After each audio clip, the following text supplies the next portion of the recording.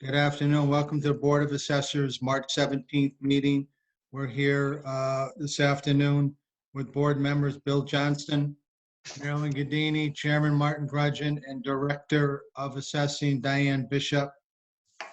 And pursuant to Governor Baker's March 12, 2020 order suspending certain provisions of the open meeting law, GL 30A number 19, and the Governor's March 15, 2020 order imposing strict limitation on the number of people that may gather in one place. This meeting will be conducted via remote participation to the greatest extent possible. With that, we'll get a review of the minutes from two meetings, February 17th and March 3rd. From Bill Mr. Johnson. Chairman, I have reviewed the open session and executive section minutes for both February 17th and March 3rd. I find them to be in order, and I move that they be approved. Okay, no discussion. Get a second on that. I'll second. Okay, all those in favor accepting the minutes, roll call vote. Bill Johnson, Yes. Marilyn Gadini, Yes. Martin Grudgeon, yes. Moving on to warrants from Ms. Bishop. We did not have any warrants. We can move right into the reports. Okay, we have reports of motor vehicle excise abatement report for the month of February for 2 years, 2020 and 2021 for $15,313.91. Will we be taking a roll call vote when we reach the end of all of the reports that the board has reviewed? Yes, Okay, thank you. an open session, correct? Correct. Okay. Fiscal 21 real estate exemption report for month of February of $2,800, CPA exemption of $28. Fiscal 21 real estate abatement report for the month of February, $8,691, and a CPA abatement of $82.72. And fiscal 21 personal property abatement report for the month of February, $4,892.24. And we have an accounting notice for the month of February for those items for $42,088.24. And those items were what we signed for warrants last meeting or back in February for supplemental taxes. Okay. So can we have a roll call vote to accept all of those? Take a roll call vote, accept the abatement and exemption reports for all for the month of February. Bill Johnson, Yes. Marilyn Gadini, Yes. Martin Grudgeon, yes. Thank you. We have the LA3 sales report for the month of January. Did I? No, oh, I didn't update it. Sorry. It's month of February. Okay, Typo on my part. Sorry about that. there were less sales.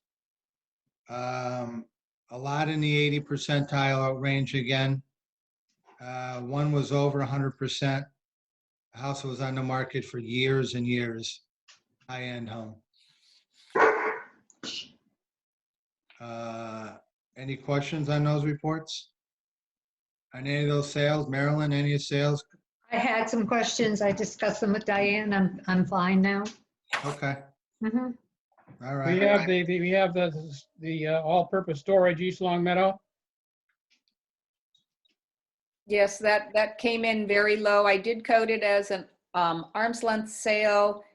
This is a vacant piece of land, but I do know that this property has been trying hard to get approval to get a self-storage facility. So I'm assuming that that's probably inclusive in that sale price, all of Okay. the legal work.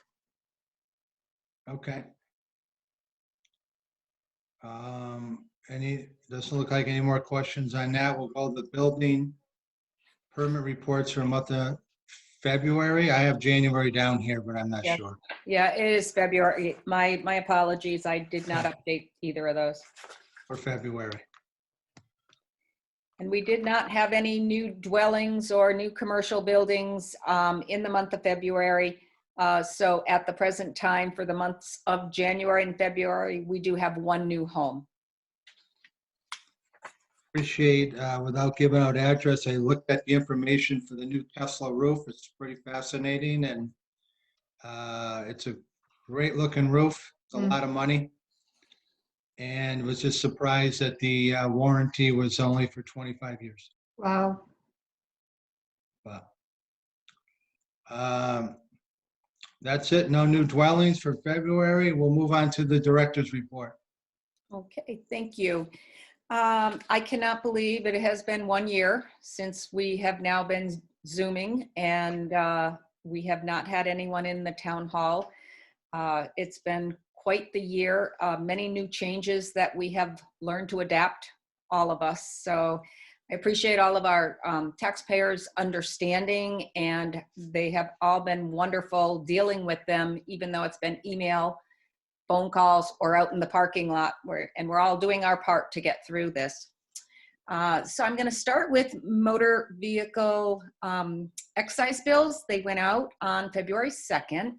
And if you recall last time when we were meeting, that we had certain areas that were like really problematic. And one of them that I mentioned was people who received excise bills from the town of East Long Meadow and said, I've never lived here before, or never lived in East Long Meadow, why are you sending? And then East Long Meadow residents who were saying, I got my excise bill from Springfield. I've never lived in Springfield. I've always been in East Long Meadow. I did try reaching out to the registrar at the RMV.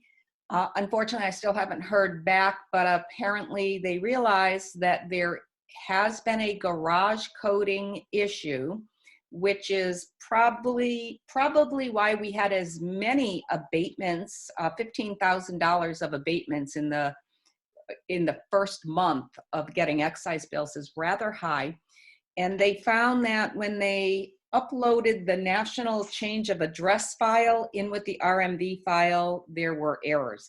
So we were supposed to receive commitment 2 this past weekend, and they have decided, as they're trying to update their information and get it clean, they have postponed commitment 2, and it will be sending it when commitment 3 comes out, which will be in the middle of May.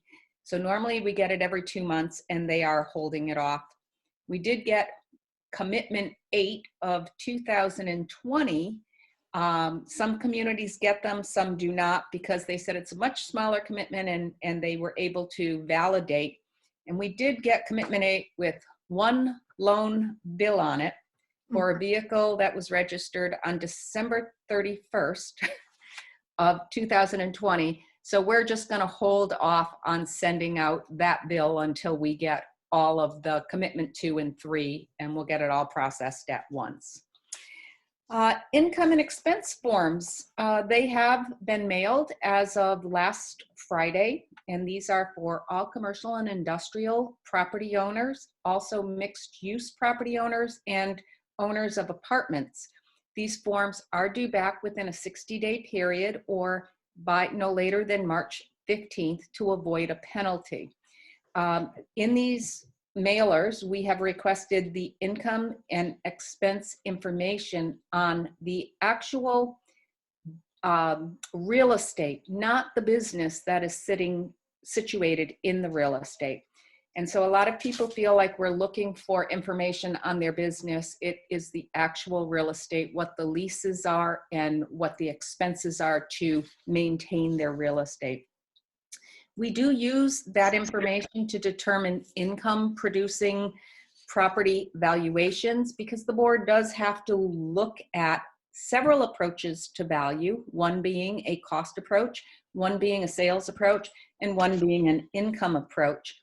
So we do encourage our commercial and industrial property owners to be able to provide this information, so it will assist the assessors to make sure that we are doing fair and equitable assessments. And at the same time, this office is currently working on visiting all of our commercial and industrial properties to complete our cyclical inspection program that needs to be finished prior to our recertification year, which is fiscal 23. And fiscal 23 is actually going to be, we'll be working on it sometime next June, July, and August. So it is good for us to be able to get this work done now. It's a little bit easier with commercial and industrial properties, especially with COVID.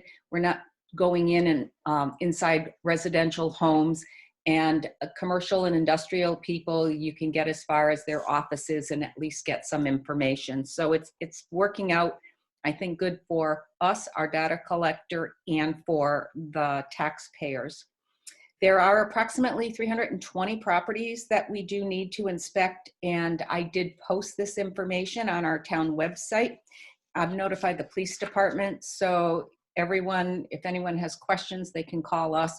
If anyone feels that this is an inspection that they had concerns and they call the police will be aware we have people out in the field. We're also working on our 2 and 3 family homes. That's another segment that we have to inspect.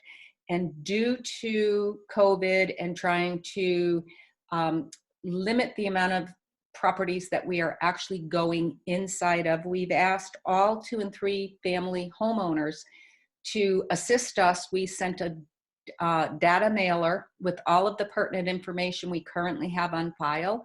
We've asked them to update any information. We've given them a self-addressed stamped envelope to return to us to hopefully get the cleanest data. We will still be going out in the field and taking exterior measurements and pictures, and they are aware that by filling out this data mailer, it'll negate having to have us come in for inspections. Both of these programs should be complete within the next 2 months, and just in time for us to start our building permits, probably the end of May, beginning of June, that we need to pick up all the building permits that have taken place over the last complete calendar and fiscal year. So that's what I have. Okay. All right. Anything to add to the director's report or to this meeting? I don't believe there is. We'll discuss our next meeting in executive and other people in open session. So I make a motion to go into executive session to discuss motor vehicle excise abatements and exemptions, exemption applications, abatement applications, and some ATB updates. And we will be returning to open session to record our votes. For this, take a roll call vote. Bill Johnson, Yes. Marilyn Gadini, Yes. Martin Grudgeon, yes. Okay, welcome back to open session Board of Assessors meeting. Just to mention, the next Board of Assessors meeting will be April 21st at 4:30 on Zoom. Hopefully we'll get in person one of these days. And we voted on applications and warrants and exemptions and executive session. And we are here to record our votes for all our prior votes. Diane? Yes, so the following list is a vote of the Board of Assessors for all of the FY21 exemption and abatement applications put before them. Parcel 49-7-14, an exemption was granted. Parcel 95-33-1, it's an exemption and it was granted. Parcel 48-74-4 was an exemption and it was granted. Parcel 46-8-15, it was an exemption and it was granted. Parcel 12A-46-30 was an abatement and it was granted. Parcel 27-24-A-1, and that was an abatement and that was denied. And parcel 14-13-0, and that was an abatement and that was also denied. And those were the items that we looked at and voted on in executive session. Okay. That'll do it for the Board of Assessors meeting. Make a motion to dismiss the meeting. I'll make that motion. Okay, second that. Take a roll call vote. Bill Johnson, Yes. Marilyn Gadini, Yes. Martin Grudgeon. Thank you.